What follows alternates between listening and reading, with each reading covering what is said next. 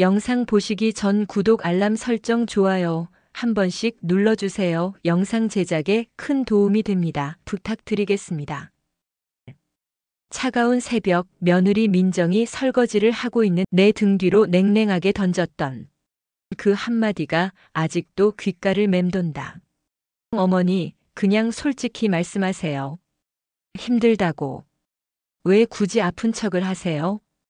그 말을 듣는 순간 30년간 이 집을 지켜온 내 심장에 금이 가는 소리가 들렸다. 아픈 척이라니. 세상에 이 집에서 내가 뭐란 말인가. 이 모든 오해의 시작이 딱 그날이었다. 정갈하게 정리된 부엌 창문으로 가을 햇살이 스며들었다.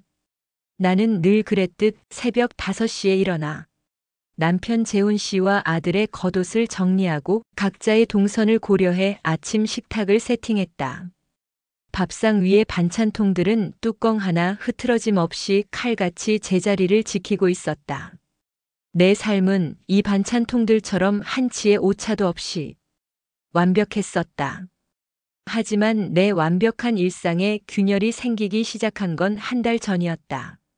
며칠 전부터 왼손 검지 끝이 미세하게 떨려왔다. 단순한 노화겠거니 치부했지만 결국 병원에서 들은 이름은 가혹했다. 파킨슨병 초기. 병원 문을 나서자 세상이 전부 회색으로 변한 것 같았다. 평생을 단단한 껍데기 속에 갇혀 살아온 내가 이제 와서 이 불완전함을 누구에게 보여줄 수 있겠나. 남편 재훈 씨는 내게 늘 당신은 강철 같아요. 당신 덕분에 우리가 산다고 말해왔는데 그 기대를 무너뜨릴 수는 없었다. 절대로. 그래서 나는 그 진단서를 제일 밑 서랍 깊숙한 곳 30년 된 결혼 사진 액자 뒤에 숨겨두었다. 그리고 그날 나는 가족에게 인생 이막을 선언했다. 금요일 저녁 온 가족이 모인 자리였다. 며느리 민정은 나를 의식하며 잔뜩 긴장한 표정이었다. 나는 그들이 예상치 못한 이야기를 꺼냈다. 단호하고 깔끔하게.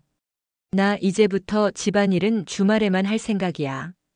평일에 당신들 밥 챙기고 청소하는 건 이제 그만하려고 해. 여보, 갑자기 무슨 소리야? 당신이 쉬고 싶으면 쉬는 거지. 뭘 이렇게 선전포고까지 해. 밥은 민정이가 할 거고 뭐 그럴 수도 있지. 남편은 내 결정의 깊이를 전혀 이해하지 못했다. 내게 이것은 단순한 휴식이 아니었다. 나만의 시간, 나만의 공간을 확보하겠다는 고독한 결심이었다. 어머니, 갑자기 그러시면 혹시 저 때문에 불편하신 거 있으세요? 아니면 제가 뭘 잘못한 게 있다면 말씀해 주세요. 며느리는 내가 힘들어서가 아니라 며느리에게 섭섭해서 이러는 것이라 지레짐작했다. 그 눈빛에 실린 서운함이 너무 익숙해서 나는 더 이상 설명하지 않았다. 그런 거 없어. 이제 내 인생을 살아야지. 남은 시간은 오로지 나를 위해 쓸 생각이야. 내 인생. 얼마나 낯선 단어던가. 집안일에서 손을 뗀 다음 날부터 나는 집 뒤뜰 창고 옆에 버려져 있던 묵은 땅을 정리하기 시작했다. 아무도 거들지 않았다. 며느리는 내가 흙을 만지는 모습을 보더니 어머니, 손떨림이 심해 보이세요. 흙 만지는 일은 이제라며 걱정하는 척 조롱하는 듯한 묘한 눈빛을 보냈다. 그녀는 내 떨림이 병 때문이 아닌 일을 안 하려는 핑계라고 확신하는 듯 했다. 정말이지 이 병은 내게서 완벽함을 앗아갔지만 동시에 나에게 외로움을 주어 나를 찾을 기회를 주었다. 내 몸의 일부가 된 이 잔 떨림처럼 이제는 내 삶도 조금은 불완전하고 흙 묻은 채로 아름다울 수 있지 않을까. 며칠 후 나는 화원을 가꾸는데 필요한 삽을 들었다. 삽을 쥔 내 손이 미세하게 떨려왔다. 그때 며느리가 베란다 창으로 나를 보며 작게 웅얼거리는 소리가 들려왔다. 에휴, 기껏 편하게 쉬시라니까 이젠 취미 활동으로 더 유세를 떨 작정이시네. 나는 며느리의 냉정한 오해를 들었지만 아무 말도 하지 않았다. 그 순간 나는 깨달았다. 이 화원은 단순히 꽃을 심는 곳이 아니다. 이 집에서 내가 혼자 힘으로 피워낼 새로운 나 자신이었다. 과연 내가 숨긴 병과 며느리의 오해는 어디까지 이 가족을 흔들어 놓을 것인가? 그리고 이 작은 화원이 이정희의 삶을 어떻게 변화시킬 것인가? 화원을 시작한 지 보름. 집 뒤편 묵은 땅은 조금씩 생기를 찾아가고 있었다. 흙먼지를 뒤집어 쓴 채 땀을 흘리는 그 시간이 오히려 병을 잊게 하는 유일한 안식처였다. 문제는 다시 집 안으로 들어왔을 때였다. 가족들의 눈에 나는 더 이상 헌신적인 아내나 어머니가 아니었다. 그저 취미 생활에 빠져 집안일을 등한시하는 이기적인 사람일 뿐이었다.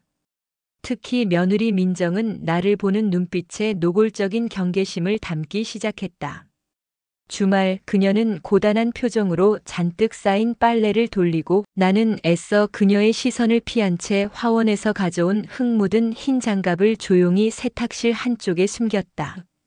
나의 미세한 떨림을 숨기기 위한 몸부림은 그녀에게는 숨겨야 할 꾀로 보였을 것이다.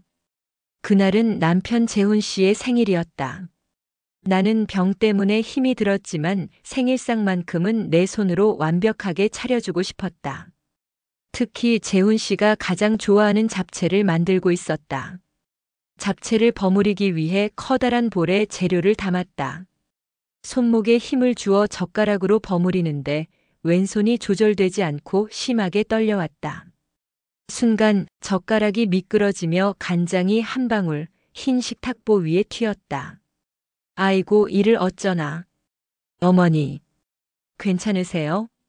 꼭 그렇게까지 직접 하셔야 해요?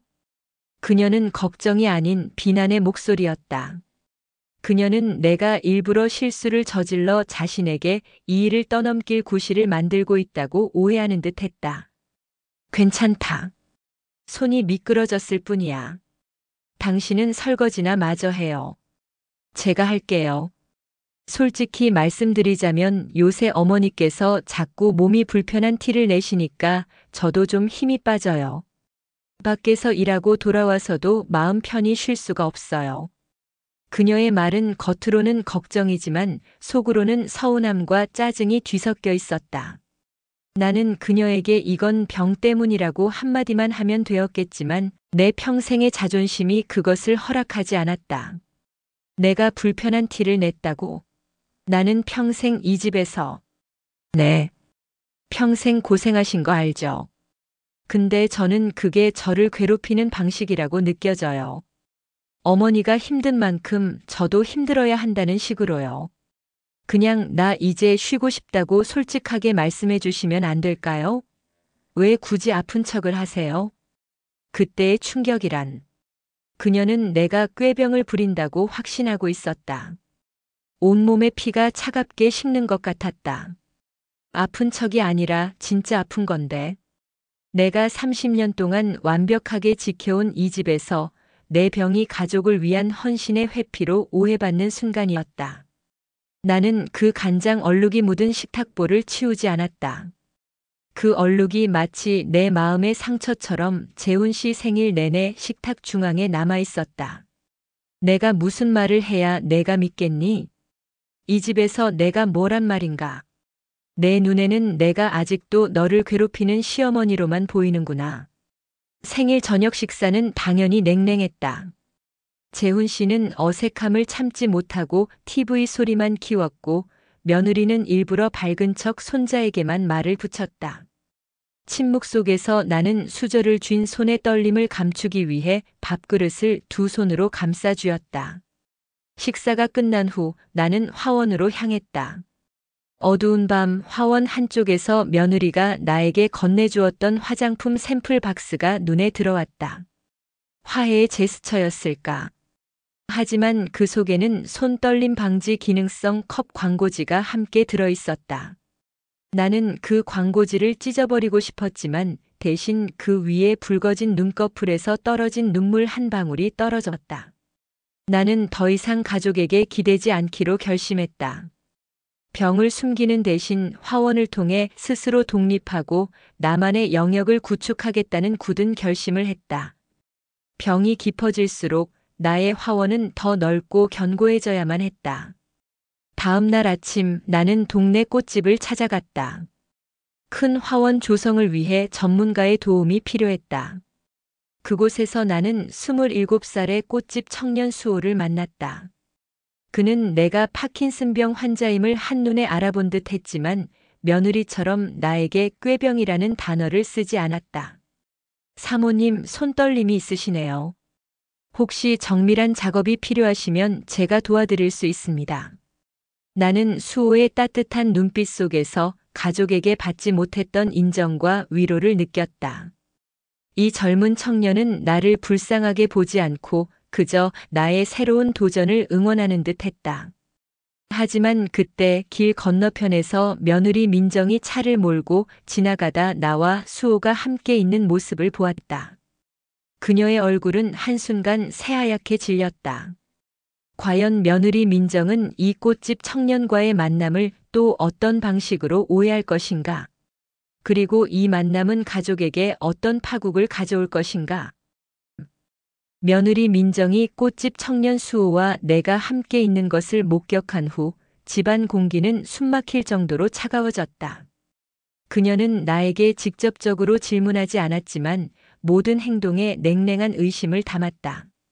나를 피하고 나와 눈을 마주치지 않았으며 내가 만든 음식을 최소한으로만 먹었다. 이 고립감은 비단 며느리에게서만 온 것이 아니었다. 남편 재훈 씨는 아내의 병과 며느리와의 갈등을 모두 여자들이 흔히 겪는 갱년기 우울증 정도로 단순화하여 이해하고 있었다. 어느 날 침대에서 미세한 떨림 때문에 잠을 이루지 못하고 뒤척이는 나에게 남편이 등을 돌린 채 던진 말이 내 심장을 얼어붙게 했다. 여보, 너무 예민하게 굴지 마. 나이 들면 다 그런 거야. 집안일에 신경 끊었으면 이제 좀 편히 쉬어. 쓸데없이 힘든 일을 자꾸 만들지 말고. 쓸데없는 일. 내 마지막 희망이었던 화원 가꾸기가 남편에게는 쓸데없는 일로 치부되었다. 나에게 화원은 떨리는 손으로도 꽃을 심을 수 있고 병이 있어도 여전히 나만의 가치를 창조할 수 있다는 생존의 증명이었다. 하지만 가족 누구도 내 고통과 노력을 인정해주지 않았다. 그래. 당신들이 원하는 대로 이제 당신들을 위한 삶은 그만 살겠다. 이 집안에서 나를 뺀 채 당신들끼리 평화롭기를 바란다면 나는 기꺼이 홀로 서겠다. 이 화원이 내가 새로 시작할 이정희의 왕국이 될 것이다. 다음 날 아침 며느리는 아들 내외가 여행을 간다며 나에게 손자 도윤을 맡겼다. 그녀의 목소리에는 어쩔 수 없는 의무감과 함께 시어머니를 감시해야 한다는 듯한 날. 선 감정이 섞여 있었다. 도윤이 잘 부탁드려요. 어머님, 아무래도 혼자 계시는 것보다 도윤이가 있으면 덜 심심하실 거예요. 그리고 집 밖에는 너무 자주 나가지 마세요.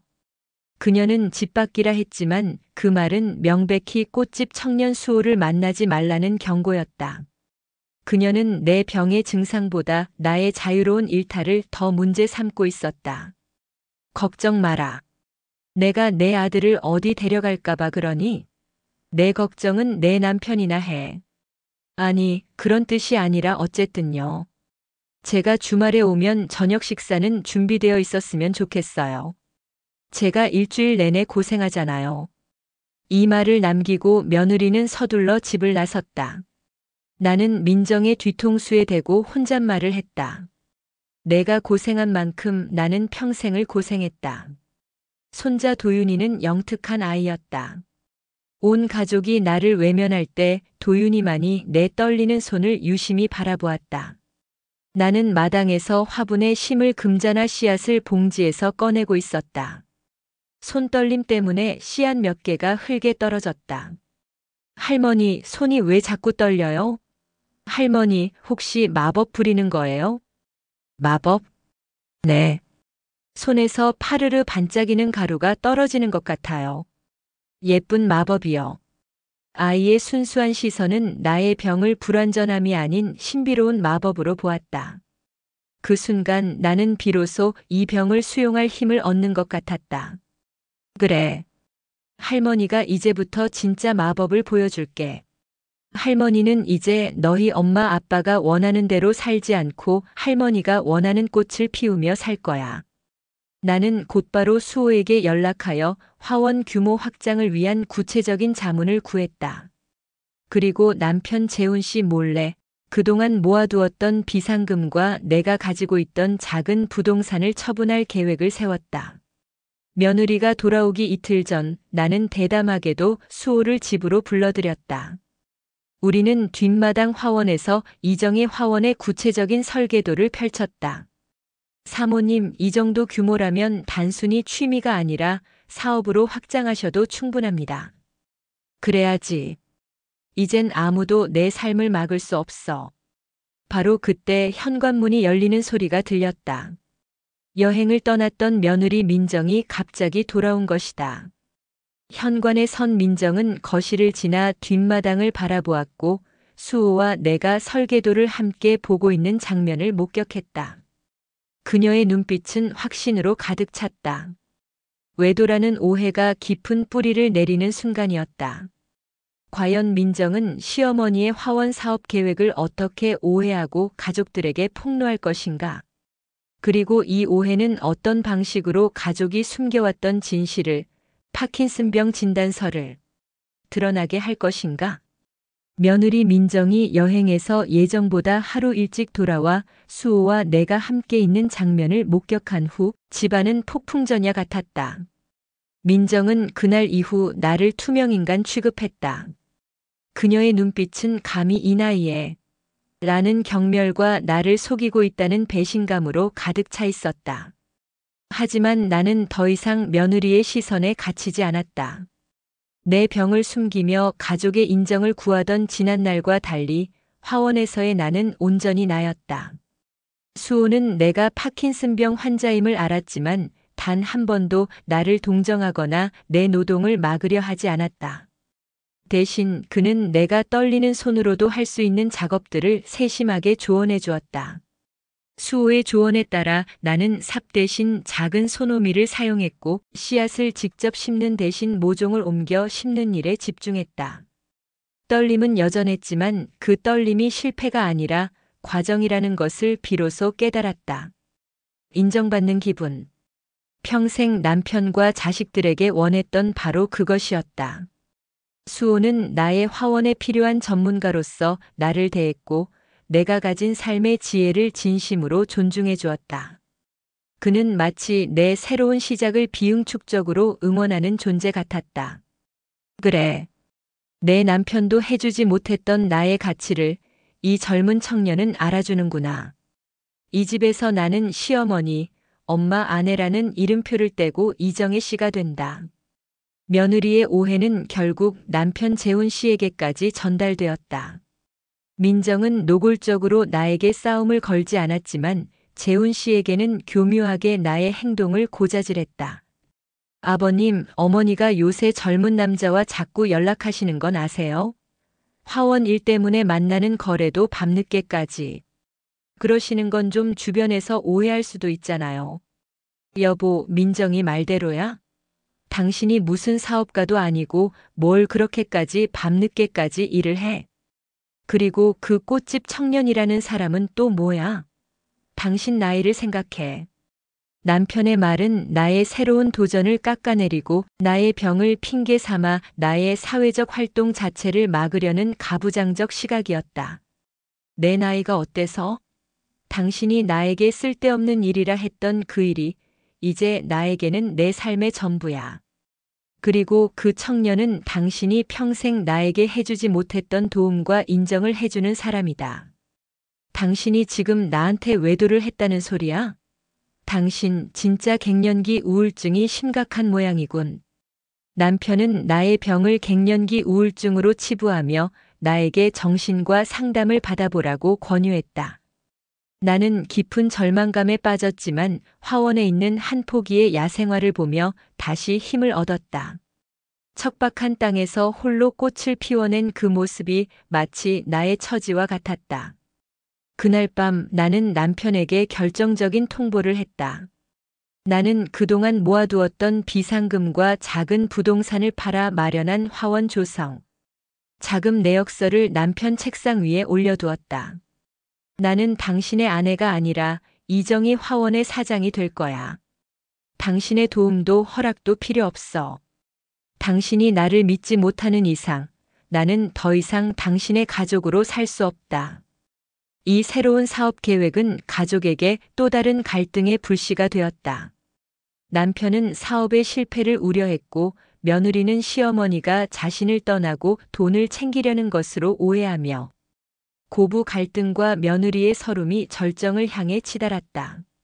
며느리 민정은 시어머니가 화원 조성에 전 재산을 쏟아붓는 것을 막기 위해 시어머니의 서랍을 뒤지기로 결심했다. 그녀는 시어머니가 숨겨둔 흙 묻은 흰 장갑이 있는 서랍 깊은 곳을 뒤졌다. 장갑을 들어 올리자 그 아래에서 숨겨져 있던 30년 된 결혼사진 액자가 넘어졌다. 그리고 그 액자 뒤에 숨겨져 있던 파킨슨병 진단서와 함께 진료 기록 메모가 바닥에 떨어졌다. 민정의 눈앞에 드러난 충격적인 진실. 자신이 꾀병이라 오해했던 시어머니의 떨림이 사실은 가족에게 숨겨왔던 심각한 병의 증상이었음을 깨달은 그녀는 그 자리에 주저앉아 오열했다.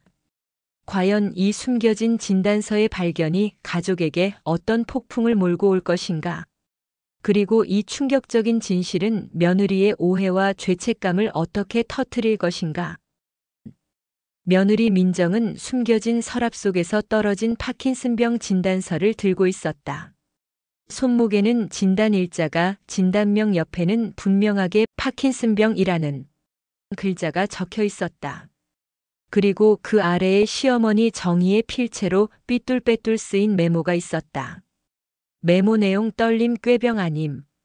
가족에게 짐이 될까 두려움. 혼자 버틸 것. 민정의 머릿속은 하얗게 비워졌다. 그녀가 꾀병이라 단정했던 시어머니의 모든 미세한 떨림과 실수가 사실은 죽음보다 무서운 질병의 증상이었음을 깨달았다. 자신이 시어머니를 향해 쏟아냈던 모든 서운함과 비난, 그리고 젊은 남자와의 외도라는 최악의 오해까지.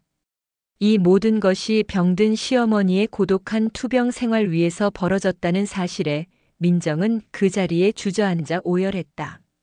어머니 죄송해요. 내가 무슨 짓을. 한편 정희는 며느리가 진단서를 발견했다는 사실을 알지 못했다. 그녀는 화원 조성 자금을 마련하기 위해 작은 부동산을 처분하는 마지막 절차를 밟고 있었다. 그녀의 눈에는 오직 이정희 화원이라는 새로운 삶의 목표만 보였다. 하지만 병세는 그녀의 의지와 상관없이 깊어지고 있었다. 손떨림은 더욱 심해져 화분에 물을 주는 일조차 힘겨워졌고 보행이 불편해지기 시작했다. 병이 깊어질수록 가족과의 거리는 더욱 멀어졌다. 나는 가족에게 짐이 되기 싫어 더욱 완벽하게 병을 숨기려 했고 그럴수록 가족은 나를 더 오해했다. 며칠 뒤 민정은 침묵을 깨고 정희에게 찾아왔다. 그녀는 눈물로 얼룩진 얼굴로 진단서를 꼭 쥔 채 용서를 빌었다.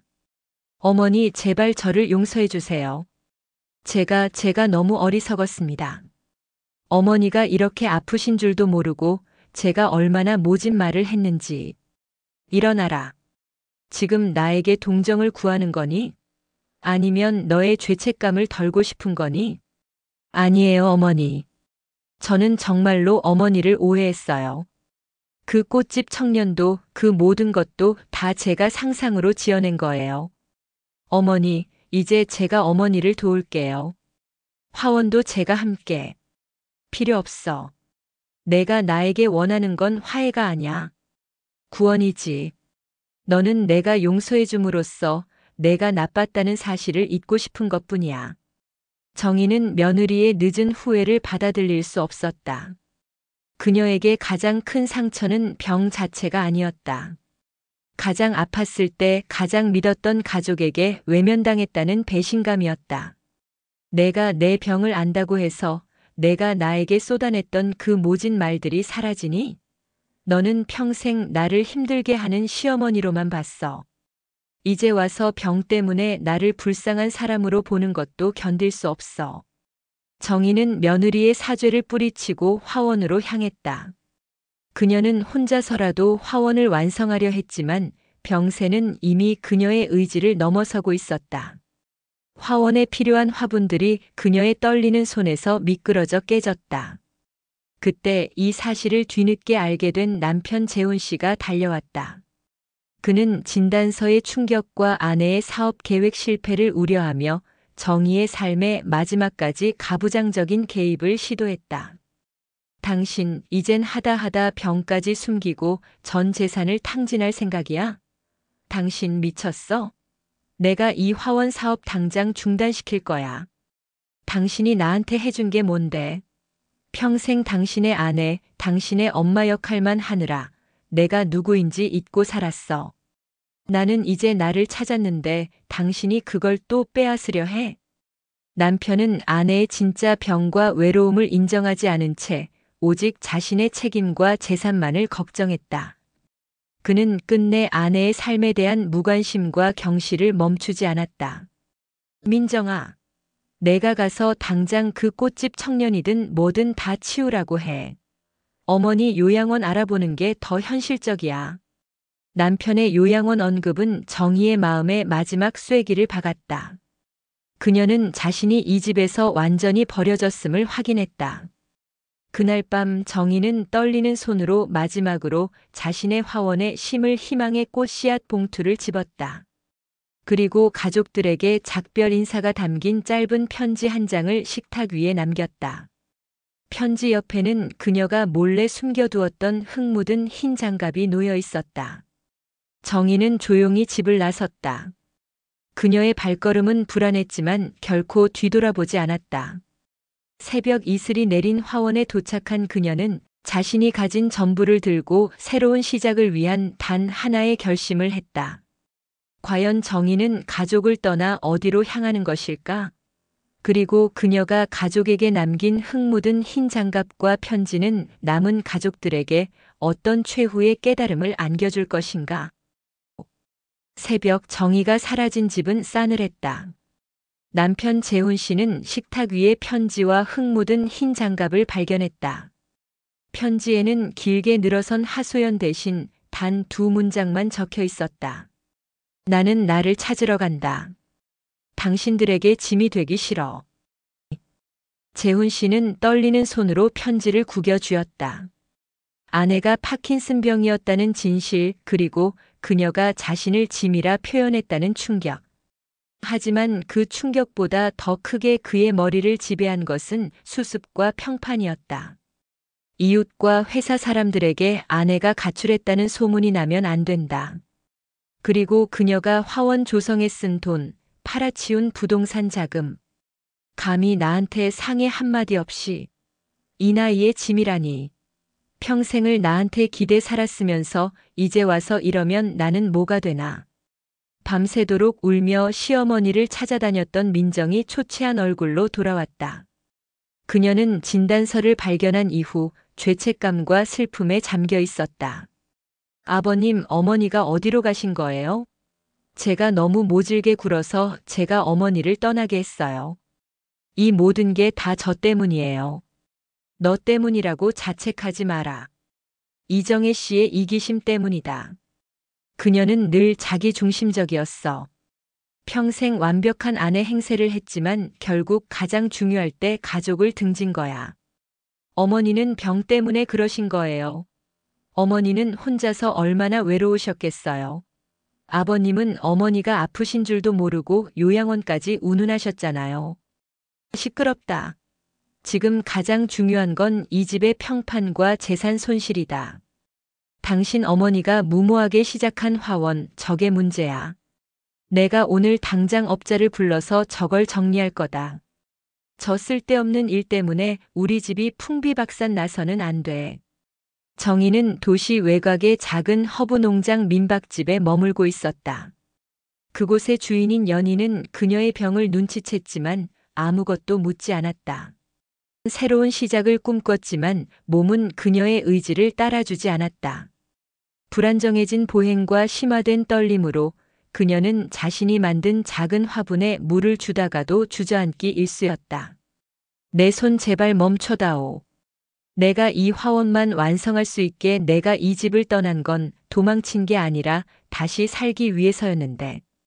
그녀는 남편의 요양원이라는 단어와 며느리의 꾀병이라는 오해 속에서 자신이 가족에게 버려졌다는 배신감에 절망했다. 화원만이 그녀의 존재 가치를 증명할 유일한 증거였다. 재훈 씨는 망설임 없이 포클레인과 폐기물 처리 업체를 불렀다. 그는 아내가 돌아오기 전에 화원의 흔적을 완전히 지워버릴 생각이었다. 재훈 씨의 눈에는 화원이 아내의 정신병적인 집착이자 재산 손실의 근원으로밖에 보이지 않았다.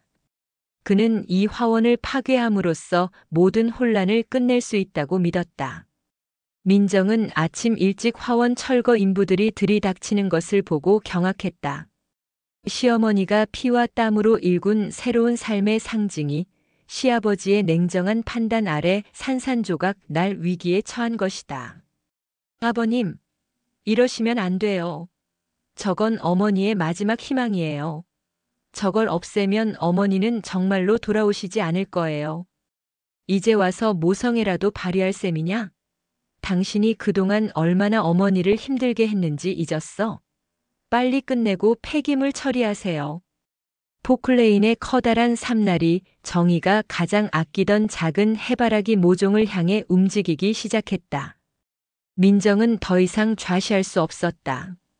그녀는 그동안 시어머니에게 쏟아냈던 모든 모멸감과 죄책감을 폭발시키며 결정적인 행동에 나섰다. 멈춰요. 멈추라고요. 제가 잘못했어요. 어머니 제발 이대로 어머니의 삶을 짓밟지 말아주세요. 포클레인의 삼날이 그녀의 머리 위에서 멈췄다. 며느리의 몸부림은 화원에 대한 시아버지의 폭력과 자신이 시어머니에게 행했던 오해의 폭력을 동시에 막으려는 마지막 몸부림이었다. 바로 그때 민정의 휴대폰으로 익명의 문자 메시지가 도착했다. 발신은 수호였다. 사모님께서 허브농장 민박에 계십니다. 서둘러 가보셔야 할 것 같습니다. 과연 민정은 시아버지의 명령을 거부하고 시어머니를 찾아 떠날 것인가? 그리고 이 최악의 순간에 정의는 가족에게 돌아올 용기를 낼 수 있을 것인가? 민정은 시아버지의 화원 철거 명령을 뿌리치고 꽃집 청년 수호가 보내준 주소, 도시 외곽의 허브농장 민박집으로 차를 몰았다. 뒷좌석에는 흙 묻은 흰 장갑과 파킨슨병 진단서가 놓여 있었다. 그녀의 눈에서는 눈물이 멈추지 않았지만 그 눈물 속에는 시어머니의 외로움에 대한 죄책감과 용서를 구해야 한다는 절박함이 뒤섞여 있었다. 어머니 제발 무사하셔야 해요. 제가 이제라도 어머니의 꽃을 지켜드릴게요. 민박집에 도착했을 때 정희는 햇볕이 드는 작은 화단에서 땀을 흘리고 있었다. 그녀의 손은 심하게 떨리고 있었고 작은 모종삽조차 제대로 쥐지 못해 힘겨워 보였다. 민정은 조심스럽게 정희에게 다가섰다. 그녀의 병든 모습은 민정이 오해했던 꾀병과는 너무나도 달랐다. 어머니, 왜 이렇게 아프신 걸 저에게 숨기셨어요? 제가 얼마나 어머니를 모질게 오해했는지. 내가 알 바 아니다. 나는 내게 동정받기 위해 이 집을 떠난 게 아니야. 너희들에게 짐이 되고 싶지 않았을 뿐이다. 아니에요. 짐이 아니에요. 어머니는 저의 죄책감이에요. 제가 어머니의 떨림을 보고 일하기 싫어 꾀부린다고 생각했어요. 제가 드린 말씀 하나하나가 얼마나 어머니를 외롭게 만들었을까요? 어머니가 평생 이 집에서 완벽하게 사셨던 건 저희에게 버려질까 봐 두려워서였죠? 저의 엄마도 그랬으니까요. 며느리의 진심 어린 참회와 공감이 정의의 차가운 벽을 무너뜨리기 시작했다. 민정은 시어머니의 외로움 속에서 자신도 시댁에서 겪었던 인정받고 싶은 욕구와 며느리의 서름을 발견한 것이다. 바로 그때 민정을 쫓아온 재훈 씨가 민박집 마당에 들어섰다. 그는 여전히 사태를 수습하려는 가장의 태도를 취하고 있었다. 여보, 도대체 이게 무슨 짓이야? 당장 집으로 돌아가. 당신이 여기 이러고 있는 거 남들이 알면. 그리고 그놈의 화원 내가 당장 철거 중단시켰으니. 철거? 당신은 아직도 그게 중요해? 당신의 평판, 당신의 체면.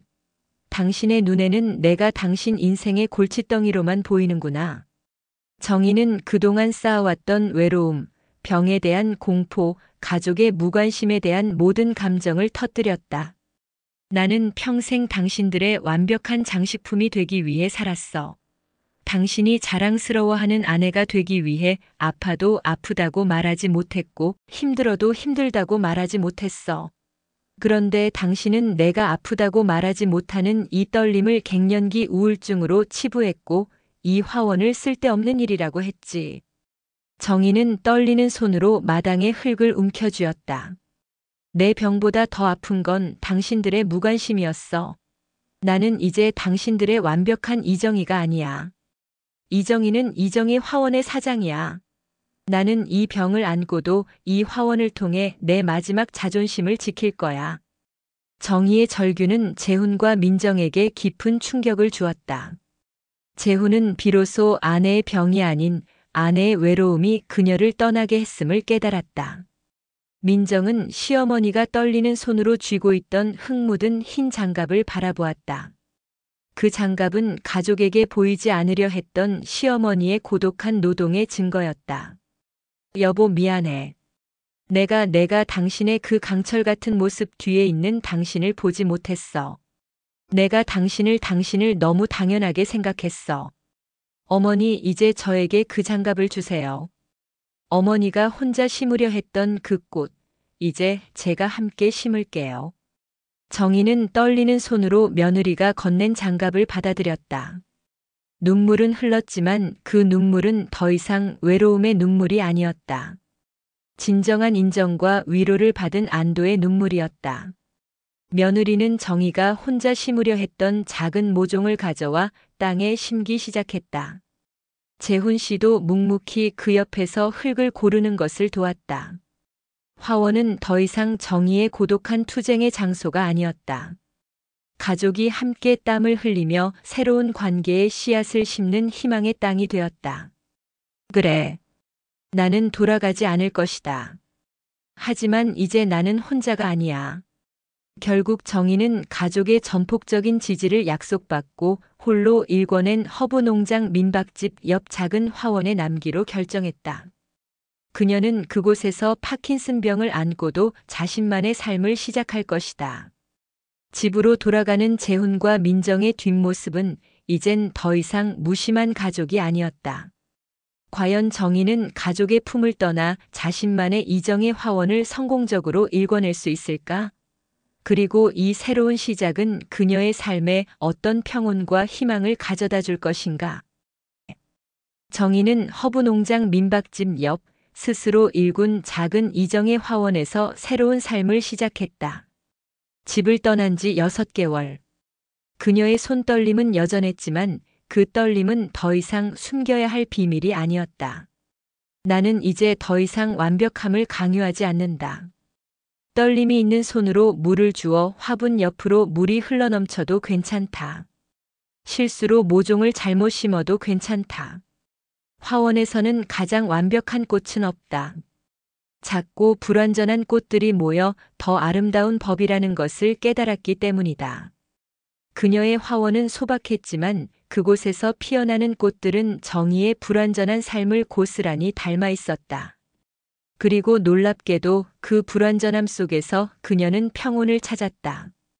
재훈 씨와 민정은 매주 주말 번갈아가며 민박집을 찾았다.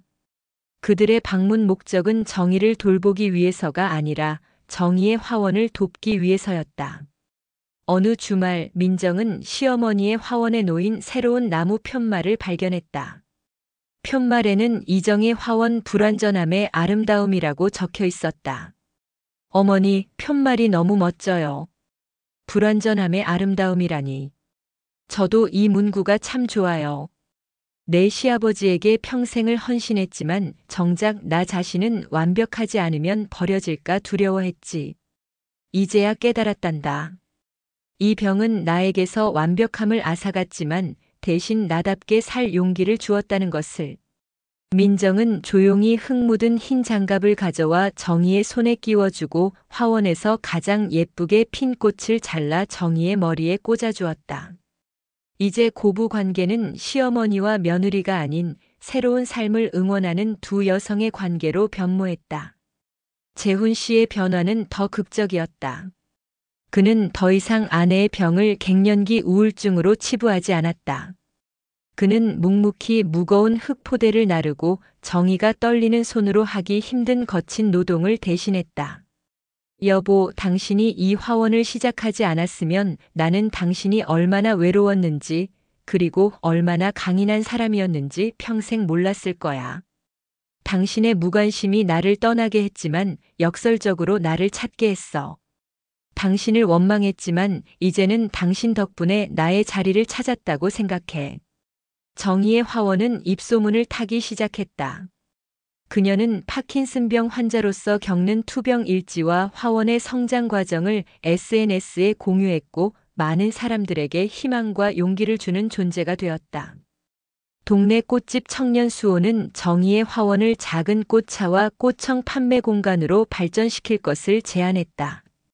정희는 떨리는 손으로도 섬세한 꽃차 포장 작업을 해냈고 그녀의 꽃차는 불완전함 속에서 피어난 정성이라는 스토리가 더해져 큰 인기를 얻었다. 1년 후 이정의 화원 불완전함의 아름다움은 지역에서 가장 유명한 힐링 공간이 되었다. 정희는 민박집 옆 작은 공간을 정식 임대하여 독립적인 사업자로서 우뚝 섰다. 나는 마침내 가족의 품을 떠나 스스로 우뚝 섰다. 이 화원은 남편의 아내도 아들의 엄마도 아닌 오직 이정희의 이름으로 존재한다.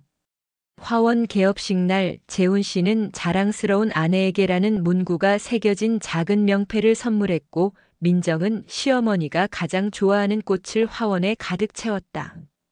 두 사람 모두 정희에게 집으로 돌아오라는 말을 하지 않았다. 그것이 정희의 진정한 행복임을 알았기 때문이다. 내 병은 사라지지 않을 것이다. 내 손은 여전히 떨릴 것이다. 하지만 이제 괜찮다. 이 떨림은 나의 일부이고 이 불완전함은 나의 아름다움이다. 나는 이 흙 위에서 이 꽃들 속에서 나 자신으로 인정받는 새로운 삶을 시작한다. 내 삶은 이제부터 가장 아름다운 꽃으로 피어날 것이다. 댓글로 여러분들의 의견을 자유롭게 남겨주세요. 저는 다음 영상에서 또 인사드리겠습니다. 감사합니다. 구독과 좋아요는 큰 힘이 됩니다.